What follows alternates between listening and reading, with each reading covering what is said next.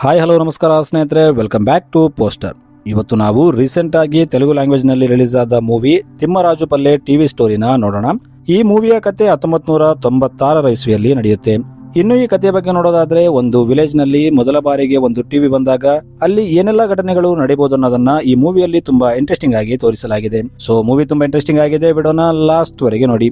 ಇನ್ನು ಕಥೆಯ ಆರಂಭದಲ್ಲಿ ನಮಗೆ ತಿಮ್ಮರಾಜು ಪಲ್ಲೆ ಎಂಬ ಒಂದು ವಿಲೇಜ್ ನ ತೋರಿಸ್ತಾರೆ. ಇಲ್ಲಿ ರಾತ್ರಿ ಟೈಮ್ ಅಲ್ಲಿ 3 ಜನ ವ್ಯಕ್ತಿಗಳು ಸೈಕಲ್ ಹಾಕೊಂಡು ಎಲ್ಲೋ ಹೋಗ್ತಿರ್ತಾರೆ. ಆಗ ಅವರ ಮುಂದೆಯಿಂದ ಸತೀಶ್ ಅನ್ನೋ ಹುಡುಗ ಬರ್ತಾನೆ. ಈತನೇ ನಮ್ಮ ಮೂವಿಯ ಮೇನ್ ಲೀಡ್. ಇನ್ನು ಸತೀಶ್ ಒಬ್ಬ ಸಣ್ಣ ಪುಟ್ಟ ಕಳ್ಳ ಆಗಿರ್ತಾನೆ. ಇವನು ಅವಾಗವಾಗ ವಸ್ತುಗಳನ್ನ ಕದಿತಿರ್ತಾನೆ. ಈಗಲೂ ಅವನು ಒಂದು ಕುರಿಯನ್ನ ಕದಿಯೋಕೆ ಹೋಗಿರ್ತಾನೆ.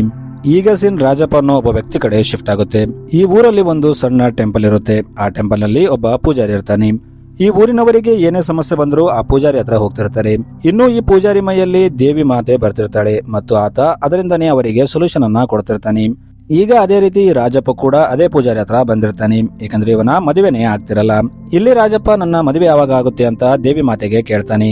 ಆಗ ಪೂಜಾರಿ, ನೀನು ಬರೋ ಮುಂದಿನ ಜಾತ್ರೆಯಲ್ಲಿ ಅನ್ನದಾನ ಮಾಡು, ಆಗ ನಿನ್ನ ಮದುವೆ ಆಗುತ್ತೆ ಅಂತ ಹೇಳ್ತಾನೆ. ಇದನ್ನು ಕೇಳಿ ರಾಜಪ್ಪ ತುಂಬಾ ಖುಷಿ ಆಗ್ತಾನೆ. ನಾನು ಒಳ್ಳೆ ರೀತಿಯಲ್ಲಿ ಅನ್ನದಾನ ಮಾಡ್ತೀನಿ ಅಂತ ಹೇಳ್ತಾನೆ. ಇನ್ನು ಸೀನಿಗ ಅಲ್ಲಿಂದ ಊರಿನ ದೊಡ್ಡ ವ್ಯಕ್ತಿ ರಾಮಚಂದ್ರ ಕಡೆ ಶಿಫ್ಟ್ ಆಗುತ್ತೆ. ಈ ರಾಮಚಂದ್ರ ಈ ಊರಲ್ಲಿ ದೊಡ್ಡ ವ್ಯಕ್ತಿ ಆಗಿರ್ತಾನೆ. ಈತ ಈ ಊರಲ್ಲಿ ಏನೇ ಮೊದಲು ಬಂದ್ರು ಅದನ್ನ ತಗೋತಿರ್ತಾನೆ. ಅಂದ್ರೆ ಅವನು ಮೊದಲ ಬಾರಿಗೆ ಸೈಕಲ್ ತಗೊಂಡಿರ್ತಾನೆ. ಆಮೇಲೆ ಮೊದಲ ಬಾರಿಗೆ ಬೈಕ್ ಬಂದಾಗ ಅವನು ಬೈಕ್ ಕೂಡ ತಗೊಂಡಿರ್ತಾನೆ.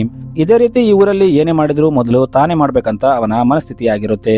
ಆದ್ರೆ ಆತನಿಗೆ ರಾಜಪ್ಪ ಅಂದ್ರೆ ಆಗ್ತಿರಲ್ಲ. ಯಾಕಂದ್ರೆ ರಾಜಪ್ಪ ಮೊದಲ ಬಾರಿಗೆ ಆ ಊರಲ್ಲಿ ಸೀಲಿಂಗ್ ಇರೋ ಒಂದು ಮನೆಯನ್ನ ಕಟ್ಟಿರ್ತಾನೆ. ಇದರಿಂದ ರಾಮಚಂದ್ರಗೆ ರಾಜಪ್ಪ ಅಂದ್ರೆ ಜಲಸ್ ಇರುತ್ತೆ. ಇನ್ನು ಸ್ವಲ್ಪ ದಿನ ಆದ್ಮೇಲೆ ಶಿವರಾತ್ರಿ ಇದ್ದುದರಿಂದ ಊರಿನ ಜನ ಅದರ ಪ್ರಿಪರೇಷನ್ ಮಾಡ್ತಿರ್ತಾರೆ. ಇನ್ನು ಶಿವರಾತ್ರಿ ಇದ್ದುದರಿಂದ ಜಾಗರಣೆ ಇರುತ್ತೆ ಮತ್ತು ಜಾಗರಣೆ ಮಾಡೋಕೆ ಜನರಿಗೆ ಏನಾದ್ರೂ ಮಾಡಬೇಕು. ಅದಕ್ಕೆ ಊರಿನ ಜನ ಎಲ್ಲ ದುಡ್ಡನ್ನ ಜಮಾ ಮಾಡಿ ಸತೀಶ್ಗೆ ಕೊಡ್ತಾರೆ ಮತ್ತು ಪಕ್ಕದ ಊರಿಂದ ಟಿವಿ ಮತ್ತು ವಿಸಿಆರ್ ತಗೊಂಡು ಬಾ ಅಂತ ಹೇಳ್ತಾರೆ. ಅಂದ್ರೆ ಇವರು ಮಹಾಶಿವರಾತ್ರಿ ದಿನ ಟಿವಿ ನೋಡ್ಬೇಕಂತ ಪ್ಲಾನ್ ಮಾಡ್ತಾರೆ. ಇನ್ನು ರಾಜಪ್ಪಗೆ ಶಾರದಾ ಅನ್ನೋ ಒಬ್ಬ ತಂಗಿ ಇರ್ತಾಳೆ. ಈ ಶಾರದಾ ಸತೀಶ್ನ ಲವ್ ಮಾಡ್ತಿರ್ತಾಳೆ. ಈ ಕಡೆ ಸತೀಶ್ಗೆ ಅವನ ತಾಯಿ ಮಾತ್ರ ಇರ್ತಾಳೆ. ಅವನ ತಂದೆ ತುಂಬಾ ವರ್ಷಗಳ ಹಿಂದೆ ಸತ್ತೋಗಿರ್ತಾನೆ. ಈಗ ಸತೀಶ್ ಟಿವಿ ಮತ್ತು ವಿಸಿಆರ್ ತರೋಕೆ ಬೇರೆ ಊರಿಗೆ ಹೋಗ್ತಾನೆ. ಇಲ್ಲಿ ಕುಮಾರ್ ಅನ್ನೋ ವ್ಯಕ್ತಿ ಇರ್ತಾನೆ. ಈತನ ಹತ್ರ ಟಿವಿ ಮತ್ತು ವಿಸಿಆರ್ ಇರುತ್ತೆ. ಈತ ಅದನ್ನ ಬಾಡಿಗೆಗೆ ಕೊಡ್ತಿರ್ತಾನೆ. ಅದಕ್ಕೆ ಊರಿನ ಜನ ಈತನನ್ನ ಟಿವಿ ಕುಮಾರ್ ಅಂತ ಕರಿತಿರ್ತಾರೆ. ಈಗ ಸತೀಶ್ ಊರವರು ಹೇಳಿದ ಎಲ್ಲಾ ಮೂವಿಯ ಕ್ಯಾಸೆಟ್ ತಗೊಂಡು ಟಿವಿ ಮತ್ತು ವಿಸಿಆರ್ ಜೊತೆ ಊರಿಗೆ ಬರ್ತಾನೆ. ಇಲ್ಲಿ ಊರಿನ ಜನ ರಾತ್ರಿ ಟೈಮ್ ಅಲ್ಲಿ ಒಂದು ಕಡೆ ಸೇರಿರ್ತಾರೆ. ಇಲ್ಲಿ ಟಿವಿಯನ್ನ ಸೆಟ್ ಮಾಡ್ಬೇಕಾಗಿರುತ್ತೆ. ಈತನ ಜೊತೆ ಟಿವಿ ಕುಮಾರ್ ಕೂಡ ಬಂದಿರ್ತಾನೆ. ಈತ ಟಿವಿ ಕನೆಕ್ಷನ್ ಕೊಟ್ಟು ಒಂದು ಮೂವಿನ ಪ್ಲೇ ಮಾಡ್ತಾನೆ. ಇಲ್ಲಿ ಊರಿನ ಜನ ಎಲ್ಲ ಕೆಳಗೆ ಕುಂತು ಟಿವಿ ನೋಡ್ತಿರ್ತಾರೆ. ಆದ್ರೆ ಇಲ್ಲಿ ರಾಜಪ್ಪ ಮತ್ತು ರಾಮಚಂದ್ರಪ್ಪ ಚೇರ್ ಮೇಲೆ ಕುಂತು ಟಿವಿ ನೋಡ್ತಿರ್ತಾರೆ. ಇನ್ನು ಟಿವಿ ನೋಡ್ತಿದ್ದಾಗ ರಾಜಪ್ಪ ತಂದೆಗೆ ಬಿಕ್ಕಳಿಗೆ ಬರುತ್ತೆ. ಆಗ ರಾಜಪ್ಪ ತನ್ನ ತಂಗಿಗೆ ಹೋಗಿ ನೀರ್ ತಗೊಂಡ್ ಬಾ ಅಂತ ಹೇಳ್ತಾನೆ. ಶಾರದಾ ನೀರ್ ತರೋಕೆ ಹೋದಾಗ ಇದನ್ನ ಸತೀಶ್ ನೋಡ್ತಾನೆ. ಈಗ ಸತೀಶ್ ಶಾರದಾ ಹಿಂದೆ ಹೋಗ್ತಾನೆ. ಈತ ಶಾರದಾ ಜೊತೆ ಮಾತಾಡ್ತಾನೆ. ಇಲ್ಲಿ ಶಾರದಾ, ನಾನು ನಿನಗೆ ಹೇಳಿದ ಕ್ಯಾಸೆಟ್ ತಂದೆ ಅಂತ ಕೇಳ್ತಾಳೆ. ಆಗ ಸತೀಶ್, ತಂದಿದ್ದೀನಿ, ನಾಳೆ ಅನ್ನದಾನ ಮುಗಿದ ಮೇಲೆ ಗುಡ್ಡದ ಹತ್ರ ಬಾ, ನಾನು ನಿನಗೆ ಆ ಕ್ಯಾಸೆಟ್ ಕೊಡ್ತೀನಿ ಅಂತ ಹೇಳ್ತಾನೆ. ಇವರು ರೊಮ್ಯಾಂಟಿಕ್ ಆಗಿ ಮಾತಾಡ್ತಿರ್ತಾರೆ. ಆಗ ಪಕ್ಕದ ಊರಿನ 3 ಜನ ಇವರನ್ನ ನೋಡ್ತಾರೆ. ಇವರು ಸತೀಶ್ನ ಚಿಡಾಯಿಸ್ತಾರೆ. ಆಗ ಸತೀಶ್ ಕೋಪದಲ್ಲಿ ಅವರು ಮೂವರಿಗೆ ತುಂಬಾ ಹೊಡಿತಾನೆ. ಇನ್ನು ಮಾರನೇ ದಿನ ಬೆಳಗ್ಗೆ ಟಿವಿ ಕುಮಾರ್ ರಾಮಚಂದ್ರಪ್ಪ ಹತ್ರ ಬಂದು ನಂದು ಒಂದು ಕ್ಯಾಸೆಟ್ ಮಿಸ್ ಆಗಿದೆ ಅಂತ ಹೇಳ್ತಾನೆ. ಆಗ ರಾಮಚಂದ್ರಪ್ಪ ಟಿವಿ ಕುಮಾರ್ ಜಾಸ್ತಿ ಗಲಾಟೆ ಮಾಡಬಾರ್ದಂತ ಅವನಿಗೆ ಸ್ವಲ್ಪ ದುಡ್ಡು ಕೊಟ್ಟು ಅಲ್ಲಿಂದ ಕಳಿಸ್ಬಿಡ್ತಾನೆ. ಆಕ್ಚುಲಿ ಆ ಕ್ಯಾಸೆಟ್ ನ ಸತೀಶ್ ಕಳ್ತನ ಮಾಡಿರ್ತಾನೆ. ಯಾಕಂದ್ರೆ ಅದೇ ಮೂವಿ ಕ್ಯಾಸೆಟ್ ನ ಶಾರದಾ ಕೇಳಿರ್ತಾಳೆ. ಈಗ ಅನ್ನದಾನ ಕಾರ್ಯಕ್ರಮ ಸ್ಟಾರ್ಟ್ ಆಗುತ್ತೆ. ಇಲ್ಲಿ ಸಿದ್ದಪ್ಪ ಅನ್ನೋ ವ್ಯಕ್ತಿ ಇರ್ತಾನೆ. ಈತ ಕೂಡ ಶಾರದಾನ ಲೈಕ್ ಮಾಡ್ತಿರ್ತಾನೆ. ಈತ ಶಾರದಾನ ಮದುವೆ ಆಗ್ಬೇಕಂತ ಆಕೆನ ಇಂಪ್ರೆಸ್ ಮಾಡೋಕೆ ಟ್ರೈ ಮಾಡ್ತಿರ್ತಾನೆ. ಇನ್ನು ಈ ಊರಲ್ಲಿ ಪ್ರತಿ ವರ್ಷ ರಾಜಪ್ಪನೇ ಅನ್ನದಾನ ಕಾರ್ಯಕ್ರಮ ಮಾಡ್ತಿರ್ತಾನೆ. ಇದರಿಂದ ರಾಮಚಂದ್ರಪ್ಪಗೆ ತುಂಬಾ ಜಲಸ್ ಫೀಲ್ ಆಗ್ತಿರುತ್ತೆ. ಈಗ ಅನ್ನದಾನ ಕಾರ್ಯಕ್ರಮ ಮುಗಿದ ಮೇಲೆ ಶಾರದಾ ಒಂದು ಗುಡ್ಡದ ಹತ್ರ ಬರ್ತಾಳೆ. ಇಲ್ಲಿ ಸತೀಶ್ ಇರ್ತಾನೆ. ಇಲ್ಲಿ ಸತೀಶ್ ಶಾರದಾ ಕೇಳಿದ ಅದೇ ಮೂವಿ ಕ್ಯಾಸೆಟ್ ನ ಕೊಡ್ತಾನೆ. ಇಲ್ಲಿ ಇವರು ಸ್ವಲ್ಪ ಹೊತ್ತು ಟೈಮ್ ಸ್ಪೆಂಡ್ ಮಾಡ್ತಾರೆ. ಇನ್ನು ಸ್ವಲ್ಪ ದಿನ ಆದ್ಮೇಲೆ ರಾಜಪ್ಪಗೋಸ್ಕರ ಹುಡುಗಿ ನೋಡೋಕೆ ಹೋಗ್ತಾರೆ. ಈ ಹುಡುಗಿ ಹೆಸರು ಯಲ್ಲಮ್ಮ ಆಗಿರುತ್ತೆ. ರಾಜಪ್ಪಕ್ಕೆ ಯಲ್ಲಮ್ಮನ ನೋಡಿ ತುಂಬಾ ಇಷ್ಟ ಆಗುತ್ತೆ. ಈಗ ಇವರ ಮದುವೆ ಸೆಟ್ ಆಗಿ ಇವರ ಮದುವೆ ಕೂಡ ಆಗುತ್ತೆ. ರಾಜಪ್ಪ ಮದುವೆ ಆಗಿ ತನ್ನ ಜೀವನದಲ್ಲಿ ತುಂಬಾ ಖುಷಿಯಾಗಿರ್ತಾನೆ. ಇನ್ನು ರಾಜಪ್ಪಗೆ ಒಂದು ಕಿರಾಣಿ ಸ್ಟೋರ್ ಇರ್ತಾನೆ. ಅದರಿಂದನೇ ಅವನ ಜೀವನ ನಡೀತಿರುತ್ತೆ.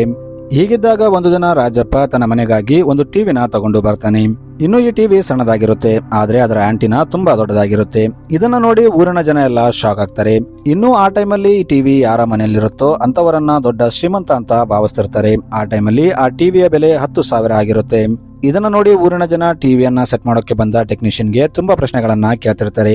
ಟಿವಿಯಲ್ಲಿ ಮೂವೀಸ್ ಹೇಗೆ ಬರುತ್ತೆ, ಈ ಆಂಟಿನಾ ಹೇಗೆ ವರ್ಕ್ ಆಗುತ್ತೆ ಅಂತ ಕ್ವಶನ್ ಗಳನ್ನ ಕೇಳ್ತಿರ್ತಾರೆ. ಇನ್ನು ರಾಜಪ್ಪ ಮನೆಯಲ್ಲಿ ಟಿವಿ ಬಂದ ವಿಷಯ ಚಂದ್ರಪ್ಪಗೆ ಗೊತ್ತಾದಾಗ ಆತ ತುಂಬಾ ಕೋಪ ಮಾಡ್ತಾನೆ ಮತ್ತು ತುಂಬಾ ಜಲಸ್ ಫೀಲ್ ಆಗ್ತಿರ್ತಾನೆ. ಇನ್ನು ಟಿವಿ ಬಂದಾಗಿನಿಂದ ರಾಜಪ್ಪನ ಲೆವೆಲ್ ಬೇರೆದಾಗಿರುತ್ತೆ. ಊರಿನ ಜನ ಎಲ್ಲ ಅವನಿಗೆ ತುಂಬಾ ಮರ್ಯಾದೆ ಕೊಡ್ತಿರ್ತಾರೆ. ಸ್ಟಾರ್ಟಿಂಗ್ ನಲ್ಲಿ ರಾಜಪ್ಪ ಇದನ್ನ ನೋಡಿ ತುಂಬಾ ಖುಷಿ ಆಗ್ತಾನೆ. ಯಾಕಂದ್ರೆ ಇವನ ಮನೆಯಲ್ಲಿ ಯಾವಾಗ್ಲೂ ಜನ ಇರ್ತಾರೆ. ಬೆಳಗ್ಗೆಯಿಂದ ಸಾಯಂಕಾಲದವರೆಗೆ ಯಾರೊಬ್ರು ಇವನ ಟಿವಿಯನ್ನ ನೋಡ್ತಾ ಅಲ್ಲೇ ಕೂತಿರ್ತಾರೆ. ಆದ್ರೆ ಬರ್ತಾ ಬರ್ತಾ ರಾಜಪ್ಪ ಇದನ್ನ ನೋಡಿ ಫ್ರಸ್ಟ್ರೇಟ್ ಆಗ್ತಿರ್ತಾನೆ. ಯಾಕಂದ್ರೆ ಅವನ ಮತ್ತು ಎಲ್ಲಮ್ಮ ನಡುವೆ ಪ್ರೈವೇಸಿನೇ ಇರಲ್ಲ. ಯಾಕಂದ್ರೆ ಊರಿನ ಜನ ಯಾವಾಗ್ಲೂ ಅವನ ಮನೆಯಲ್ಲೇ ಇರ್ತಾರೆ. ಇನ್ನು ರಾಜಪ್ಪ ತಂದೆ ಟಿವಿ ನೋಡಕ್ಕೆ ಬಂದವರಿಗೆ ನಾಕಾಣೆ ಚಾರ್ಜ್ ಮಾಡ್ತಿರ್ತಾನೆ. ಇದನ್ನ ನೋಡಿ ರಾಜಪ್ಪ ತುಂಬಾ ಕೋಪ ಮಾಡ್ತಾನೆ ಮತ್ತು ಅವನು ಅವನ ಮನೆಯಲ್ಲಿ ಬರೋಕೆ ಅವನಿಗೆ ಸ್ಪೇಸ್ ಇಲ್ದಂಗಾಗಿರುತ್ತೆ. ಇನ್ನೊಂದು ಕಡೆ ರಾಜಪ್ಪ ಸಾರಾಯಿ ಕುಡಿದು ತನ್ನ ಬಾಮೈದನಿಗೆ ತನ್ನ ದುಃಖವನ್ನ ಹೇಳ್ತಿರ್ತಾನೆ. ಇನ್ನು ರಾಜಪ್ಪ ಮನೆಯಲ್ಲಿ ಟಿವಿ ಬಂದಾಗಿನಿಂದ ಊರಿನ ಜನ ನನಗೆ ಮರ್ಯಾದೆ ಕೊಡ್ತಿಲ್ಲ. ಊರಿಗೆ ದೊಡ್ಡವನು ನಾನು, ಆದ್ರೆ ಊರಿನ ಜನ ನನಗೆ ರಾಜಪ್ಪನಿಗಿಂತ ಕಡೆಯಾಗಿ ನೋಡ್ತಿದ್ದಾರೆ ಅಂತ ಹೇಳ್ತಾನೆ. ಮತ್ತು ಆದಷ್ಟು ಬೇಗ ಆ ಟಿವಿಗೆ ಏನಾದ್ರೂ ಗತಿ ಕಾಣಿಸ್ಬೇಕು, ಇಲ್ಲಾಂದ್ರೆ ನನ್ನ ಮರ್ಯಾದೆ ಹೋಗುತ್ತೆ ಅಂತ ಹೇಳ್ತಾನೆ. ಇನ್ನು ಈ ಕಡೆ ಸತೀಶ್ ಟಿವಿ ನೋಡಕ್ಕೆ ರಾಜಪ್ಪ ಮನೆಗೆ ಬರ್ತಾನೆ. ಆದ್ರೆ ಅಲ್ಲಿ ಸಿದ್ದಪ್ಪ ಮತ್ತು ರಾಜಪ್ಪ ತಂದೆ ಇರ್ತಾನೆ. ಸಿದ್ದಪ್ಪ ರಾಜಪ್ಪ ತಂದೆಗೆ ಮೊದಲೇ ಸತೀಶ್ ಬಗ್ಗೆ ಹೇಳಿರ್ತಾನೆ ಮತ್ತು ಇವನು ನಿನ್ನ ಮಗಳ ಜೊತೆ ಮದುವೆ ಆಗೋಕೆ ಟ್ರೈ ಮಾಡ್ತಿದ್ದಾನೆ ಅಂತ ಹೇಳಿರ್ತಾನೆ. ಇದನ್ನ ಕೇಳಿ ರಾಜಪ್ಪ ತಂದೆ ಸತೀಶ್ ಮೇಲೆ ಕೋಪ ಮಾಡ್ತಾನೆ. ಈಗ ಸಿದ್ದಪ್ಪ ಮತ್ತು ರಾಜಪ್ಪ ಸೇರಿ ಸತೀಶ್ನ ಮನೆ ಒಳಗೆ ಕರ್ಕೊಳ್ಳಲ್ಲ. ಇನ್ನು ರಾಜಪ್ಪ ಮನೆ ಕಡೆ ಬರ್ತಿದ್ದಾಗ ಕರೆಂಟ್ ಪೋಲ್ ಹತ್ರ ಹೋಗ್ತಾನೆ ಮತ್ತು ಅಲ್ಲಿ ಕರೆಂಟ್ ನ ಆಫ್ ಮಾಡ್ತಾನೆ. ಏಕೆಂದ್ರೆ ಅವನ ಮನೆಯಲ್ಲಿ ತುಂಬಾ ಜನ ಇರ್ತಾರೆ. ಅವರನ್ನ ಅಲ್ಲಿಂದ ಓಡಿಸೋಕೆ ಅವನು ಬೇಕಂತ ಕರೆಂಟ್ ನ ಆಫ್ ಮಾಡಿರ್ತಾನೆ. ಈಗ ರಾಜಪ್ಪ ಕರೆಂಟ್ ನ ಆಫ್ ಮಾಡಿದ ಮೇಲೆ ಮನೆ ಹತ್ರ ಬರ್ತಾನೆ. ಇಲ್ಲಿ ಸತೀಶ್, ರಾಜಪ್ಪ ಮತ್ತು ಸಿದ್ದಪ್ಪ ಜಗಳ ಮಾಡ್ತಿರ್ತಾರೆ. ಆಗ ರಾಜಪ್ಪ ಮಧ್ಯ ಪ್ರವೇಶಿಸಿ ಸತೀಶ್ ಜೊತೆ ಜಗಳ ಮಾಡ್ತಾನೆ. ಸತೀಶ್ ಕೂಡ ಸುಮ್ನೆ ಇರಲ್ಲ, ಅವನು ರಾಜಪ್ಪಗೆ ಹೊಡಿತಾನೆ. ಈಗ ಅದೇ ಟೈಮಲ್ಲಿ ಜೋರಾಗಿ ಮಳೆ ಬರೋಕೆ ಸ್ಟಾರ್ಟ್ ಆಗುತ್ತೆ. ಆಗ ಸತೀಶ್ ದುಃಖದಲ್ಲಿ ಅಲ್ಲಿಂದ ಮನೆಗೆ ಹೋಗ್ತಿರ್ತಾನೆ. ಏಕೆಂದ್ರೆ ಊರಿನ ತುಂಬಾ ಜನ ಅವನಿಗೆ ಕೆಟ್ಟ ಕೆಟ್ಟ ಮಾತನ್ನ ಬೈದಿರ್ತಾರೆ. ಇನ್ನು ಸ್ವಲ್ಪ ರಾತ್ರಿ ಆದಾಗ ರಾಜಪ್ಪ ಮನೆ ಹತ್ರ ಕೆಲವು ವ್ಯಕ್ತಿಗಳು ಬರ್ತಾರೆ. ಇವರು ಮುಖಕ್ಕೆ ಟವಲನ್ನ ಕಟ್ಕೊಂಡಿರ್ತಾರೆ.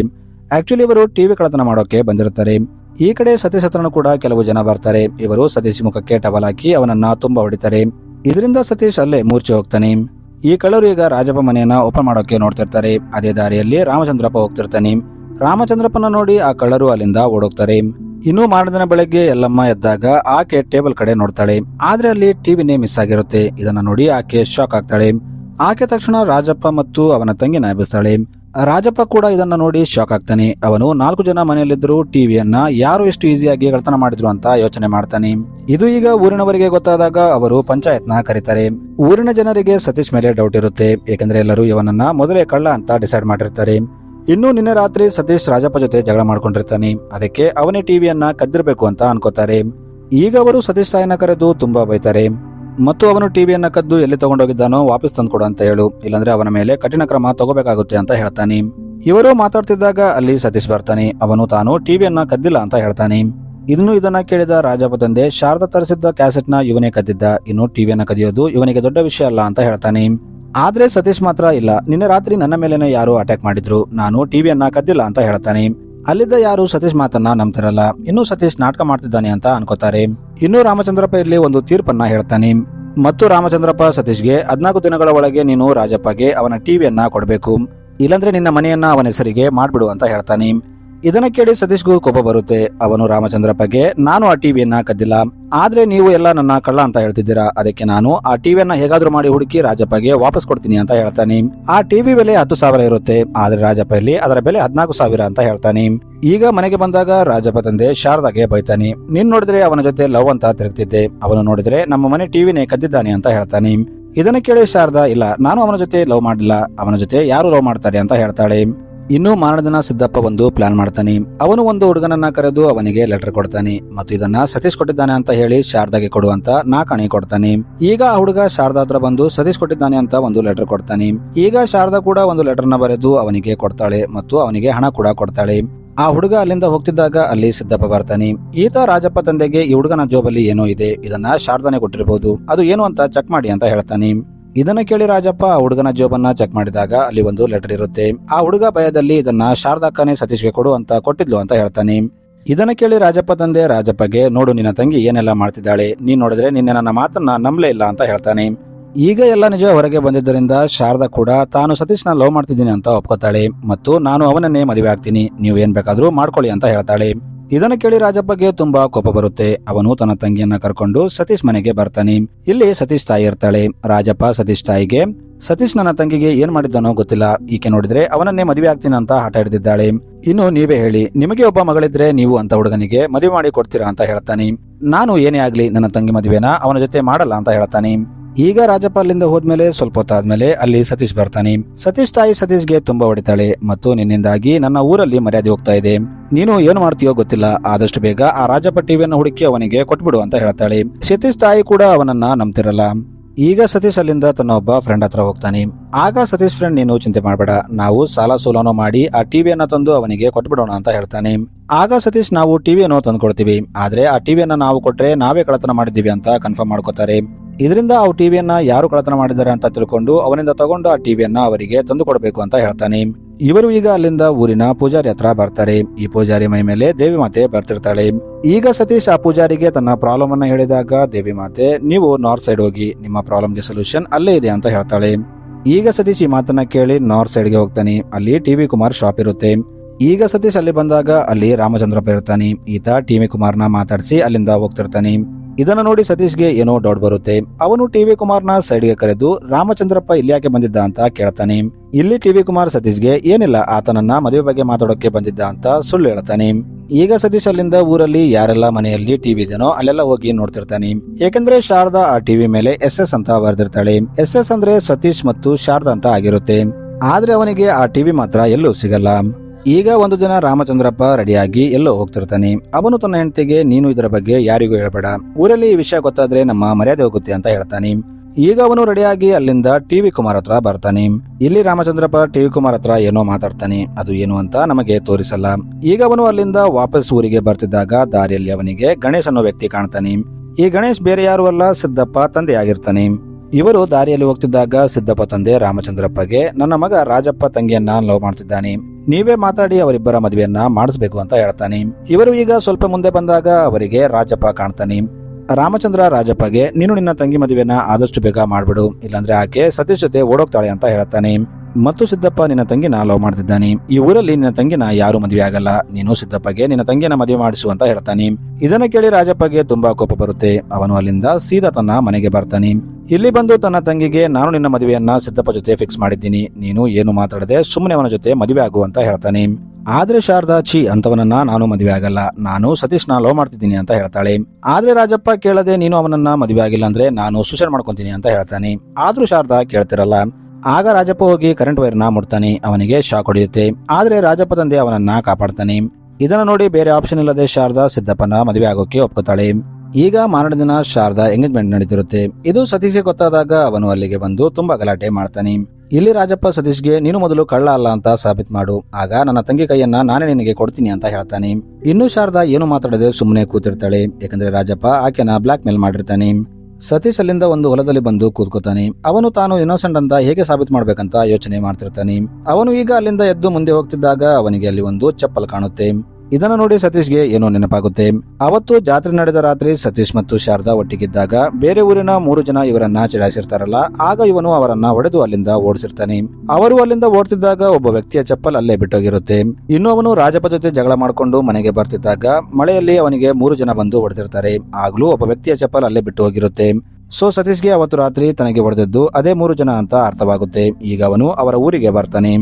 ಇಲ್ಲಿ ಆತ ಆ 3 ಜನರನ್ನ ಹುಡುಕ್ತಾನೆ. ಆಗ ಅವರು ಒಂದು ಮರದ ಕೆಳಗೆ ಕೂತಿರ್ತಾರೆ. ಇವರು ಸತೀಶ್ನ ನೋಡಿ ಅಲ್ಲಿಂದ ಓಡೋಕೆ ಸ್ಟಾರ್ಟ್ ಮಾಡ್ತಾರೆ. ಸತೀಶ್ ಕೂಡ ಬಿಡದೆ ಅವರನ್ನ ಫಾಲೋ ಮಾಡಿ ಹಿಡ್ಕೊತಾನೆ.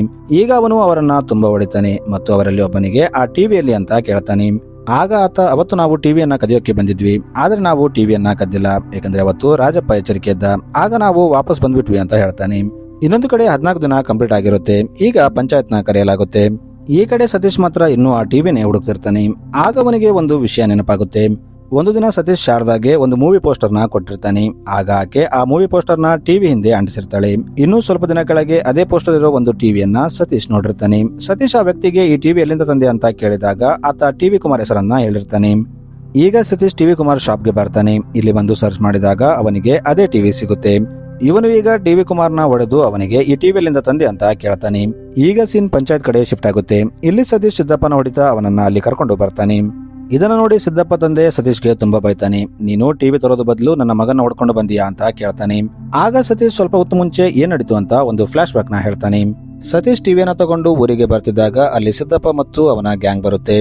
ಇವರು ಸತೀಶ್ನ ಅಲ್ಲಿ ತಡಿಬೇಕು ಅಂತ ಬಂದಿರ್ತಾರೆ.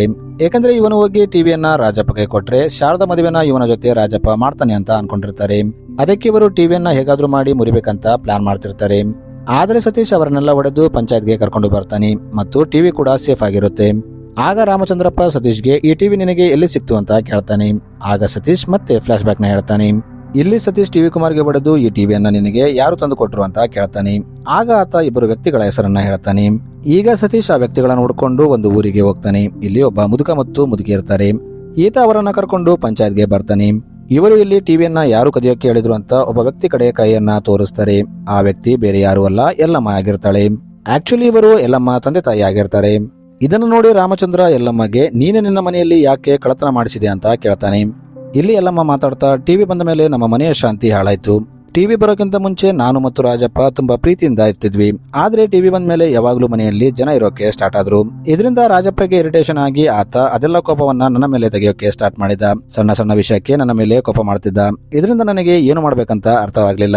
ಊರಿನ ಜನ ಕೂಡ ನಮ್ಮ ಪರಿಸ್ಥಿತಿಯನ್ನ ಅರ್ಥ ಮಾಡ್ಕೊಳ್ಳೋಕೆ ಟ್ರೈ ಮಾಡ್ಲಿಲ್ಲ. ಅವರು ಯಾವಾಗ್ಲೂ ಮನೆಯಲ್ಲಿ ಇರ್ತಿದ್ರು. ಅದಕ್ಕೆ ನಾನು ಬೇಜಾರಲ್ಲಿ ಆ ಟಿವಿಯನ್ನ ನನ್ನ ತಂದೆ ತಾಯಿಗೆ ಕೊಟ್ಟು ಮನೆಯಿಂದ ಮಾಯ ಮಾಡಿಸಿದೆ ಅಂತ ಹೇಳ್ತಾಳೆ. ಇದನ್ನ ಕೇಳಿ ರಾಮಚಂದ್ರಪ್ಪ ರಾಜಪ್ಪಗೆ, ಸತೀಶ್ ನಿನ್ನ ಹೆಂಡತಿಯ ಮರ್ಯಾದೆಯನ್ನ ಕಾಪಾಡಿದ್ದಾನೆ, ಇನ್ನು ಅವನು ಅವನ ಹೆಂಡತಿಯ ಮರ್ಯಾದೆಯನ್ನ ಕಾಪಾಡಲ್ವಾ?